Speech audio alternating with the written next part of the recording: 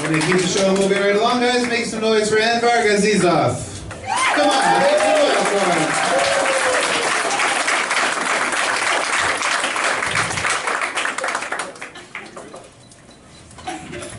Thanks so much, Yuck Yucks. Give it up for your headliner. What's your name, Harris? Good job, good job. Yeah, thank you so much for making it down here in this beautiful weather. We're finally getting some sunshine in Canada. But, you know, don't get too used to it because Canada and weather is a little bit like a crazy ex-girlfriend, you know? Just when you think winter is over, 2 months out, the relationship is done, you're safe asleep at 3 in the morning in your house, and you wake up to some heavy breathing.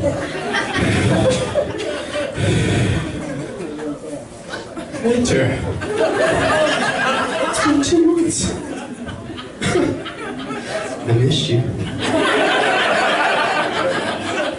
As some of you might have inferred from that last joke, I'm fresh on the dating scene for about 3 years now.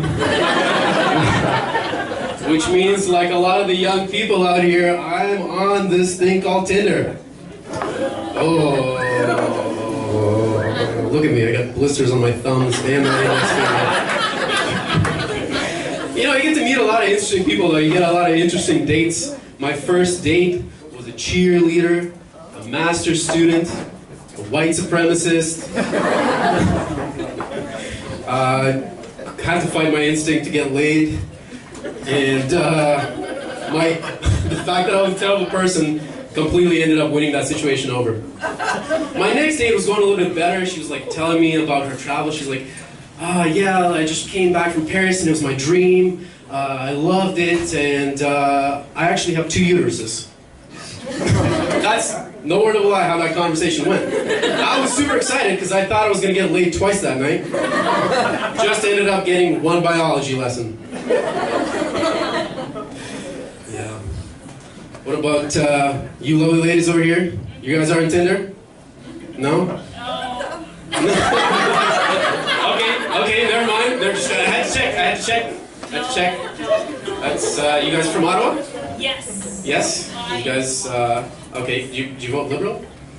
Oh, she did? Okay. Don't worry, this is going nowhere. I'm just doing a little side work for Stats Canada. Well, where's my Liberal t-shirt? Whoa! Liberal t-shirt. I like that move. Getting liberal with the t-shirts.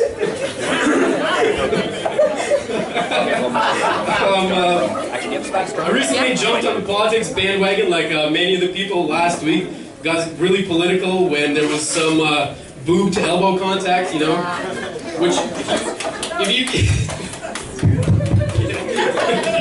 Let's do that. Let's talk about it. Because nobody knows anything about like the Liberals' foreign policy, but everybody knows the boob to elbow scandal.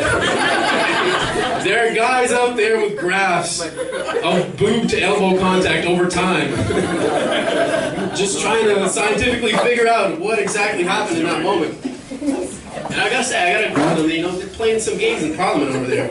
That was a little bit played out on their part, you know, the lady kind of, she like bumped into him. The only way that could have been more set up is if Thomas McClare just pulled out a baby out of his coat and handed it to her right at that moment.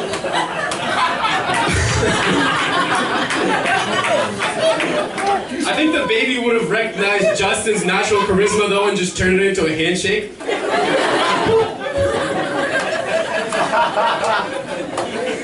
Oh, yeah. I come from a weird political climate in my family. My mother's from the former USSR and my stepdad is Canadian.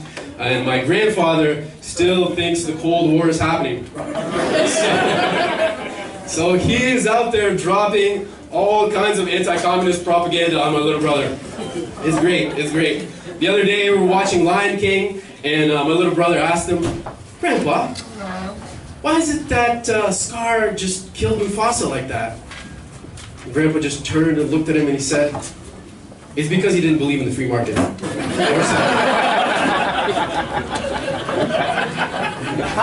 Every time Putin's on TV with his shirt off, Grandpa takes his shirt off too. Just to show my little brother not to ever back down. And I like that. I like that. But seeing an old man half naked that often made me realize that I should probably go to the gym more often. You know? So I tried jogging, but my friends were like, "Hey man, this is like, it's looking a little weak on your part. It looks like you're running away from somebody for no reason all the time."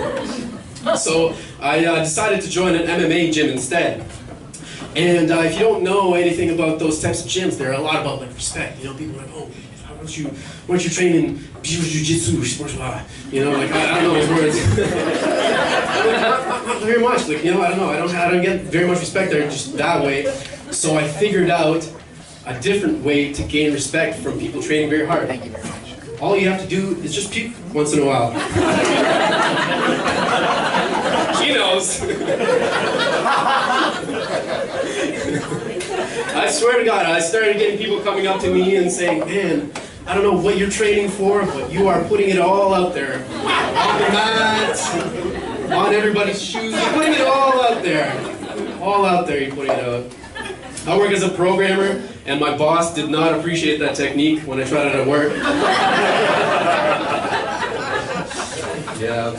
Another thing I learned about MMA is that, you know, it's extremely violent. You know, there's times where guys' legs just break and flap around like pool noodles, and I thought we could modify that a little bit. You know, with a couple of extra letters and a couple of extra chemicals, we could go from MMA to MMDMA.